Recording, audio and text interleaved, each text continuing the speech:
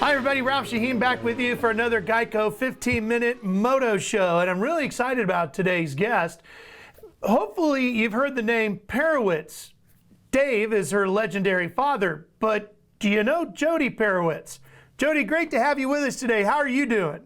I'm doing great, Ralph. Thank you very much for having me. Hey Jody, I have my Jody Perewitz painted and designed Yeti, which I love, by the way, and use it all the time. So we all know that the Perewitz family is so good at custom bike building and flame jobs and custom paint, but you've got so much more going on in your world. First of all, congratulations on being named as the Grand Marshal for this year's Sturgis Motorcycle Rally. What an amazing honor that is. It really is. Last year I got into the Sturgis Motorcycle Hall of Fame. And that was truly an honor. And I said, man, I'm not gonna be able to top that this year. And then they asked me to be the Grand Marshal, in which I am truly honored to be the spokesperson for the Sturgis Motorcycle Rally. I mean, it is the biggest motorcycle rally and such a great event. I'm humbled. You know, usually the people that get into halls of fame are your dad's age. You know what I mean? It's not somebody at the beginning stages of their career. How did you do that? Honestly, when I got the call for it, I was absolutely blown away because I thought exactly that. I am not old enough to be in the Hall of Fame, and I still have so much more that I want to accomplish. I was literally taken back. I said, this is nuts. I mean, and then they're like, well, you did this, this, and this, and this. And I'm like, well, yeah, but I don't think twice about it. It's what we do. It's what my life entails is two wheels. And I'm very lucky for the opportunities and to be able to take advantage of them. Yeah. Well, let's talk about some of what you've done on two wheels. First, let's get the traditional business out of the way. You are becoming quickly one of the most renowned custom bike builders. So many people think of your dad. In fact, your dad did my Harley. But now it's Jody Perewitz that everybody says, I want a Perewitz bike, but I want a Jody bike. I definitely got my hands more involved in the last probably 5 years in the shop. I don't necessarily build. I don't, wrench so much unless it's on my own stuff, but I do full custom paint jobs. So I'm following my father's footsteps. I have a great teacher as well as great resources that I'm able to pick up painting and artwork and stuff like that very easily. So I'm constantly, that's how I make money. I don't make money in all the other stuff. So my bread and butter is doing paint work. Well, I think you're being humble with your skill set there. I mean, look, yes, you've got a great teacher, but you have to have the God-given skills to be able to pick up on it and actually do it. So you're obviously incredibly talented in your own right. When it comes to painting, what do you like to paint the most? Is there a particular style that you like? I really like working with flakes. So any kind of metal flakes, colors and candies. I don't seem to do a lot of solid colors, although I've been trying to mix it up with flake and solids. But I like it when the person says, hey, all I want is blue, you figure out the rest. Because I like to really be creative and try different techniques and stuff. And, my dad teaches me some things and then I teach him as well some of the newer techniques that, he didn't back in the 70s and 80s, he didn't have the resources that we have today. So it's a little bit different. So we bounce ideas off of each other and work together on a lot of things. So I'm in a very good spot here at our shop. When it comes to painting these days, how much do you work with the paint companies on coming up with new techniques or new colors or new styles? Not so much. We use PPG a lot as far as colors and, giving them our opinions of what works and doesn't work. But as far as techniques, we look at other painters, more or less for that. And, what you can do to make something easier to do. Time is such a huge thing because I could spend so much time on a paint job and my dad's like, Jode, you gotta stop, because I'd end up making $5 an hour if I charged, if I didn't, can't charge for all the hours you have in a paint job. But it's something I love doing. So I always give more than what I'm getting paid for. Okay, so let's talk about Bonneville now. That's been something that is filling up your resume quickly. You've had some great success with land speed racing, not just at Bonneville, but in a variety of different things. Tell us a little bit about some of your prouder accomplishments when it comes to speeds there, and what you're looking to do next. Okay, so we started land speed racing in 2011, and when I had actually given my dad a trip to Bonneville for Christmas because it was one of the few places he had never been via a motorcycle event. And he said, well, Jode, we can't go to the Salt and not race. And I said, well, I'll ride it, whatever we do. So we were able to get a lot of good people behind us and some good sponsors that we built a bike. And, our original goal was just to set a land speed record. Then the more I looked into it, there had been no female to go over 200 on an American motorcycle. And American bikes is our bread and butter. That's what we make a living off of. That's what my dad has for 50 years. So it was only appropriate that we would try to go for that magical number of 200 out on the Salt. The first year we went out there, people kind of, I don't want to say turned their nose up at us, but definitely laughed at our goal. Because we were rookies. We had never been out to the Salt. We are not racers. We don't build race bikes. We kind of had all odds against us. And on the last day, I ended up making a pass at 203 miles an hour. And it was bittersweet. We were ecstatic. I'm getting the chills right now talking about it. But unfortunately, out at Bonneville, you have to make two passes in opposite directions so that the wind isn't a factor in your speed.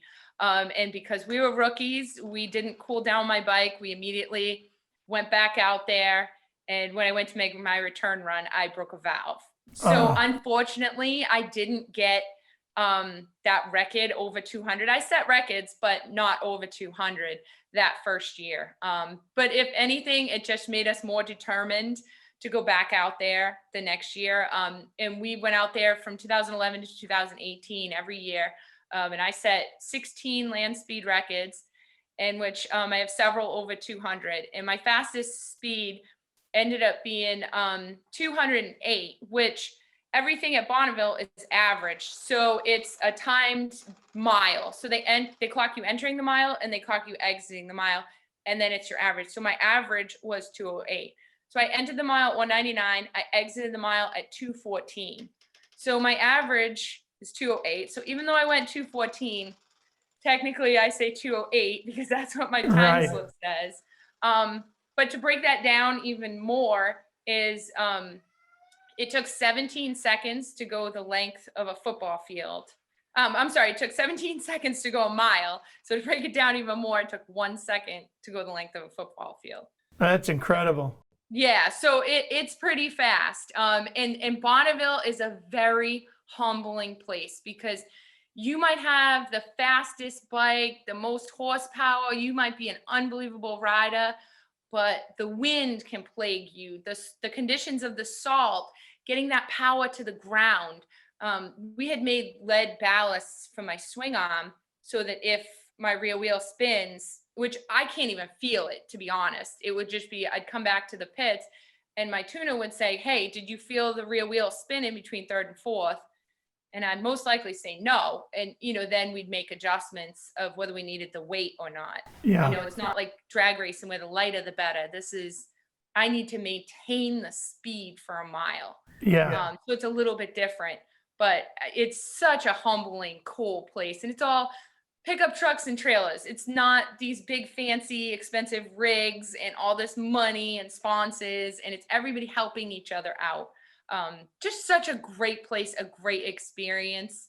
I'm so lucky to be able to say that I have raced and that I currently hold 16 land speed records out there. That's amazing. So 180 degrees away from Bonneville and 208 miles an hour is the Cannonball.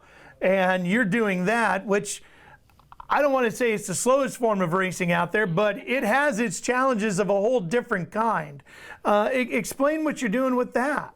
Yeah, so it's kind of ironic. My land speed bike has a little over 320 horsepower. It's a beast. It literally is a beast to ride. And I am going to, on this year's Cannonball in September, I'm going to be riding a 1912 single cylinder Harley Davidson that has all of about 3 horsepower. So I go from 320 horsepower to 3 horsepower. And it is drastically different, as you would imagine.